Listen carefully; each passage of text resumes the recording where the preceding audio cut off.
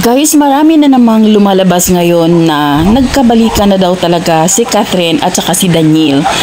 At hindi lang isa, hindi lang pabalik-balik ang issue na talagang nagkakabalikan na. Gaano ba katotoo na nagkabalikan na itong Kat din? Kasi nga, sabi nga nung isang netizen na totoo na confirm na nagkabalikan na. At before pa ang Hello Love Again, nagkabalikan na, nagkamabutihan na si Daniel at saka si Catherine. Kaya nga daw hindi sumasama si Catherine sa mga award na natanggap nila ni Alden kasi nga may pumipigil. At mayroong isang komento doon na sinasabi niya na nakita ko yung damit ni Catherine, yung kanyang parang sweatshirt ba yun, na pareho sa suot ni Daniel.